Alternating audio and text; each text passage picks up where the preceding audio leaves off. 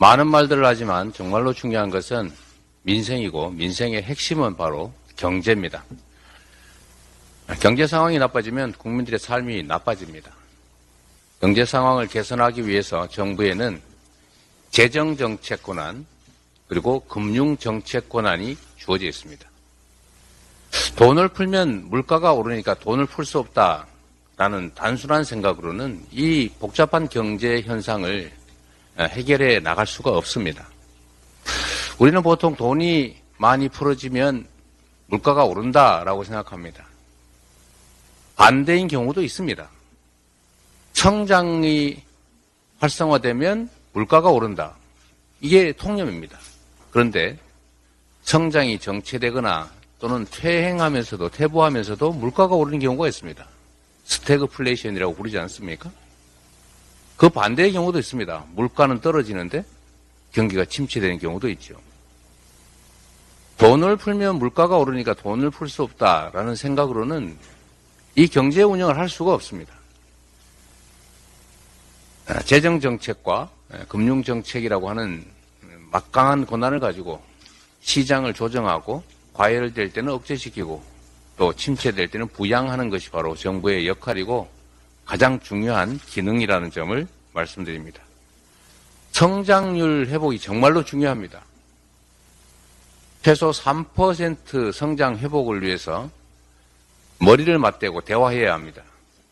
정부와 여당이 자신이 없다면 구체적 정책에 대해서 생각나는 게 없다면 우리가 얼마든지 그 구체적 정책 대안을 제시하겠습니다. 의지가 있다면 함께 대화하고 3% 성장 회복을 위한 대화를 시작합시다.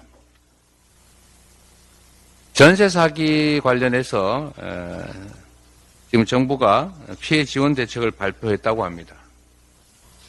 역시 알맹이가 없습니다. 말은 그럴싸한데 내용을 들여다보면 맹탕입니다. 수사기관이 얼마나 많은 범죄자를 잡았나, 얼마나 많이 처벌했나, 피해를 입지 않기 위해서는 뭘 하면 되냐, 어플을 소개하는 이런 게 정책입니까? 전세 사기 대책의 핵심은 전세 사기 피해자들의 피해를 구제하는 것입니다. 다시 한번 말씀드리지만 전세 사기 피해 앞으로도 계속 늘어날 것입니다. 가해자들을 잡는 거 당연히 해야 됩니다. 그러나 거기를 넘어서서 정부가 책임을 지고 부담을 해가면서 이 피해자들에 대해서 피해 대책을 강구해야 합니다. 피해 대책의 핵심은 보상입니다. 선구제, 후구상.